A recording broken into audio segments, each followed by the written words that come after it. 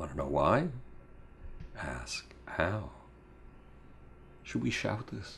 Howard the Among Us! Or should we whisper? Howard the Humongous? I can't make up my mind. Okay. In my major field, science, there is a religion disguising itself as science. And it is the religion of randomness.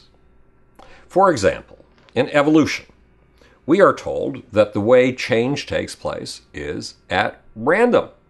We have random mutations. How do we get big changes? How does an elephant go from having a pretty little nose turned up at the end that all of us would want to date to having a nose so long that it has to learn how not to step on its own trunk? Well, random changes. A couple of radioactive particles hit the genome, this long string of millions and millions of atoms, and by accident, over the course of time, rearrange that incredibly complex molecule so that the nose gets longer a quarter of an inch at a time.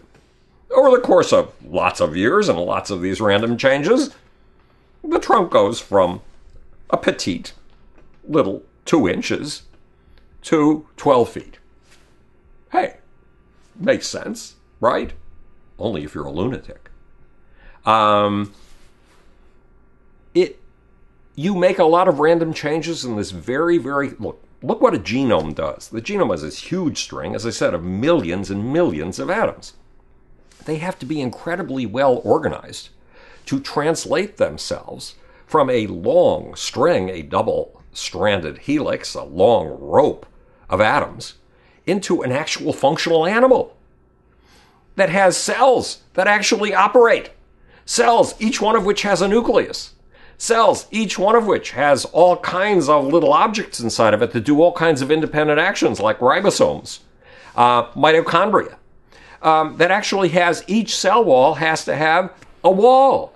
And that wall is incredibly complex. It has to be able to communicate with the outside world, then translate what it picks up, the communicative signals it picks up, and send them down to the nucleus to make changes in the way things are done. And a single creature like you and me has to have not just one cell that works, but 100 million cells that work, and that work all together, so that the cells in a fingertip don't get confused and wonder if they're actually your genitalia, or your eyeball, or your hair. How in the world do the cells in your fingertip keep track of that? It's an incredibly complex apparatus. Now, what happens if you write the most amazing masterpiece essay of your life, and I come in every night to clean your ceiling, and I drop Windex or something of the sort on your manuscript? Do I automatically make your manuscript so good that it wins a Pulitzer Prize? If I do this give me 1,000,000 years to do it, right?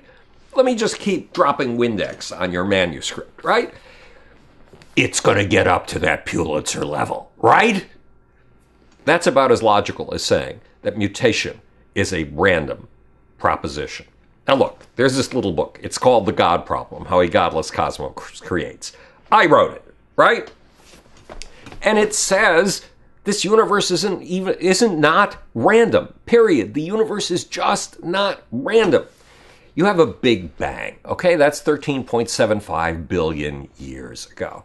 Now, that Big Bang spits out time and space. Time and space moving at incredible speed. Huh? Time and space? If this is a random universe, how come we just get time and space at the very beginning of the Big Bang? Okay, but let's not go into that. It's too confusing. You and I are seated at a coffee table at the beginning of the universe, right? I'm a cantankerous old fart. I mean, you can look at me, clearly. I'm a cantankerous old fart, right? Dried up, wizened, practically paralyzed. And you are a bright young thing. And you have incredible visionary ideas. And you say, Howard, look, see that expanding sheet of space and time that's unfurling at incredible speed just over there beyond our coffee table? Yeah, I see it. I've been watching it ever since it began less than one, oh God, it's the smallest fraction of a second ago. 1 to the 10 to the minus 30 seconds of a fraction of a second ago.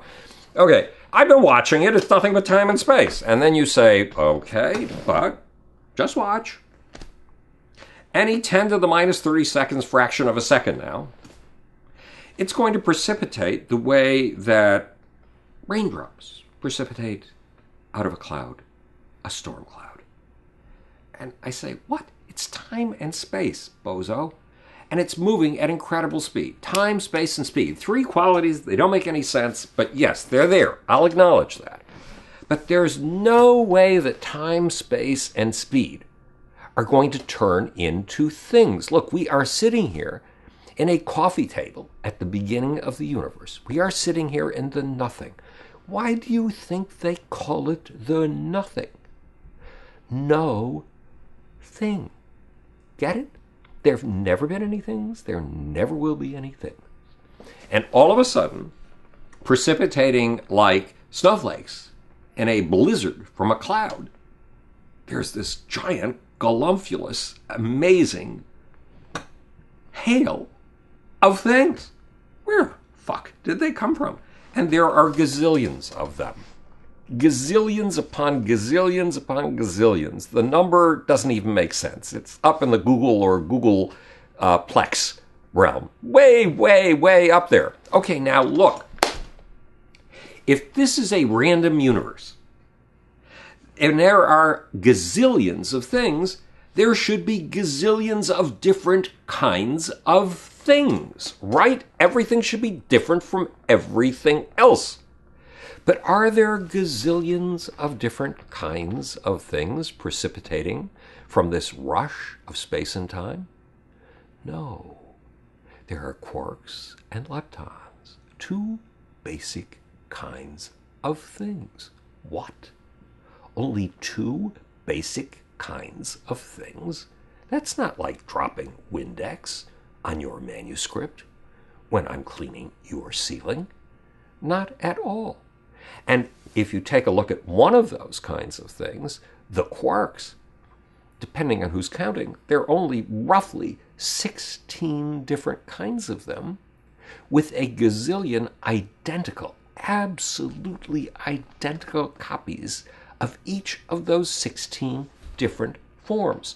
So identical that even German engineers trying to make the world's best ball bearings could not come anywhere near the identicality of these things. Is this random? 2 different basic kinds of things, one of which comes in only 16 different species, each one of which is gazillionated all over the face of the cosmos? Not at all. And in the God problem, it says that the evolution of the universe is like a chess game. You start out with all of the positions filled, and in the beginning, in the first move, there are only a limited number of moves that you can make. The beginning of the universe is like the beginning of a mathematical system, where you start out with a couple of axioms, a couple of givens, a couple of accepted things, and then you can only move in a tiny number of directions in the beginning. And eventually things branch out, but even then they are limited. We've been fooled by the fact that back in the 16th and 17th century, a bunch of mathematicians, in the days when the kind of math we think of as eternal was brand new, absolutely brand new. Equations invented in 1570 weren't popularized until approximately 1700. That's how new this kind of stuff was. These mathematicians decided, hey, if I want to go to a place like Monte Carlo where there's a lot of gambling going on, can I use my math to win the games? And a couple of them, people like the French mathematician and philosopher Blaise Pascal, discovered that they could use their math to jigger those games. And they came up with a form of mathematics called probability and statistics that's based on the notion of randomness. And that's, sometimes, there's this old saying, A man whose only tool is a hammer sees every problem in terms of nails. A man who doesn't have a screwdriver never sees a problem in terms of screws, especially if he's never seen a screwdriver. Well, guess what? Probability and statistics is an extraordinarily primitive tool. And sometimes it applies, and sometimes it doesn't. And even in a sense, it doesn't apply to games of chance. Why? Because roll 2 dice, each die only has 6 sides. There are only 36 different possibilities, only 36 different permutations and combinations of those 2 die slapping down on the table and showing their upper sides. Is that random? No. In science, we call that rigidly constrained. And in the same way that 2 die slapping down on your felt table are rigidly constrained, the operations of genes in a genome, of atoms in a genome, are rigidly constrained. Only a tiny number of all the possible things make sense and can produce a functional entity like an elephant with a breathing apparatus that actually works, no matter what its length, or a finger that doesn't mistake itself for the tip of your penis.